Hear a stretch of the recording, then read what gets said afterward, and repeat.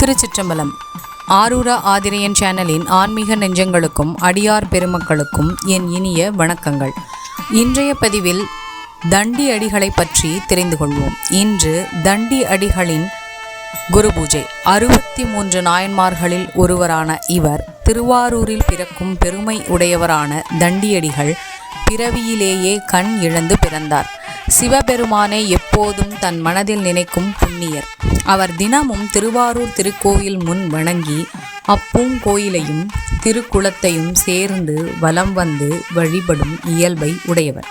அவ்வாறு வலம் வரும்போது நமச்சிவாய என்ற திரு 5 எழுத்தை தொடர்ந்து சொல்லிக்கொண்டே வலம் வருவார். அந்நாளில் சமணர்கள் திருக்குளத்தை சுற்றிலும் சமண பாழிகளையும் தங்களது வீடுகளை அமைத்து கொண்டனர்.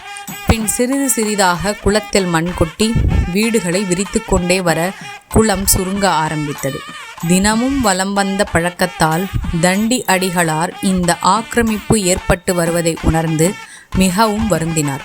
இதற்கு முடிவு கட்ட மன உறுதியுடன் 2 கொம்புகளையும் ஒரு நீண்ட கயிற்றினையும் மண்வெட்டி மற்றும் கூடைகளை எடுத்துக்கொண்டு திருவாரூர் கமலாலய குளத்தின் அருகே சென்று ஒரு கொம்பை குளத்தின் வெளியில் ஊன்றினார்.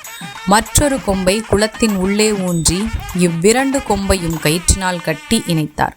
பின் மண் வெட்டியும் கூடையையும் கொண்டு குளத்தின் நடுவில் இறங்கி மண் எடுத்து கூடையில் நிரப்பி தான் கட்டிய கயிற்றினை பிடித்து கொண்டே குளத்தின் கரையின் மீது ஏறி அம்மண்ணை கொட்டுவார். இவ்வாறு தொடர்ந்து செய்வதை கண்ட சமணர்கள் தங்களது வீடு சரிந்து விழும் என்ற அச்சத்தில் தண்டி அடிகளிடம் வந்து பின்னாளில் அப்பர் பெருமானை பல முறை கொல்லத் துணிந்த சமணர்கள், சம்பந்த பெருமானை தொண்டர்களோடு தீ வைக்க துணிந்த சமணர்கள், உயிர்களிடத்து அன்பு செய்வது போன்று நீ செய்யும் இக்காரியத்தால் மண்ணில் வாழும் பல உயிர்கள் இறக்குமே என்று கூறி தடுத்தனர். ஆனால் தண்டியடிகள் தன் குளம் பெருக்கும் திருப்பணியை தொடர்ந்து செய்வதைக் கண்டு கோபத்துடன், உனக்கு கண் மட்டும் இல்லை, செவிடும் ஆகி போனாயா என்ன என பலவாறு தீய சொற்களை சொல்லுவதை கேட்ட தண்டியடிகள், சிவபெருமான் திருவருளால் நான் கண் பெற்று நீங்கள் கண் இழந்தால் என் செய்வீர்கள் என்று கேட்டார். அது கேட்ட அச்சமணர்கள், நீ வழிபடும் சிவபெருமான் அருளால் நீ கண் ஒளி கிடைக்கப் பெற்றால் அதற்கு பின் இவ்வூரில் நாங்கள் அனைவரும் இருக்க மாட்டோம் என சத்தியம் செய்து கொடுத்தனர். பின் அந்த சமணர்கள் ஒன்று சேர்ந்து தண்டியடிகள் கட்டியிருந்த கயிறு கொம்பு எல்லாவற்றையும் பறித்து பிடுங்கி கூடைகளையும் வீசி எறிந்தனர். கொடிய செயலை தடுக்க இயலாத தண்டியடிகள் வெகுண்டு நேரே திருவாரூர் தியாகேசர் திருக்கோயில் முன் திருக்கோபுரத்தின் கீழ் நின்று, ஐயனே, இன்று அச்சமணர்கள் என்னை அவமானம் செய்து விட்டார்கள். அதனால் மிகவும் மனம் தளர்ந்தேன். இது தீர அருள் புரிய வேண்டும் என்று சிவபெருமானிடம் வேண்டினார். பின் தன் இல்லம் சென்று இரவு தூங்கும்போது அகில முதல்வனார் கனவில் தோன்றி, அச்சமணர்கள் கண்ணிழந்து இருப்பதை உன் கண்களால் காண்பாய், அஞ்ச வேண்டாம் என்றருளி அன்றிரவே அந்த நாட்டு அரசனின் கனவில் தோன்றி தண்டியடிகள் திருக்குளம் வெட்டுவதை தடுத்த சமணர்களால் மிகவும் துயரம் கொண்டுள்ளான். நீ சென்று அவன் எண்ணுவதை முடிப்பாயாக என்று அருளினார்.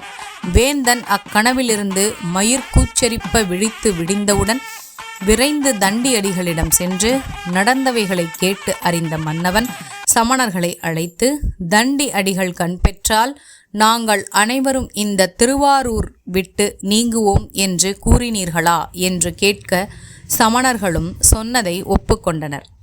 மன்னர் தண்டியடிகளிடம், பெருகும் தவத்தீர் தங்களின் கண் பெறுவதை காட்டுங்கள் என கூற தண்டியடிகள் திருக்குளத்தில் இறங்கி நமச்சிவாய என்ற திரு 5 எழுத்தை ஓதியவாறே நீரில் மூழ்கினார். மூழ்கி எழுந்தவுடன் தூய மலர்கண் பெற்றார். தேவர்கள் பூமழை பொழிந்தனர். சமணர்கள் அனைவரும் கண் இழந்தனர்.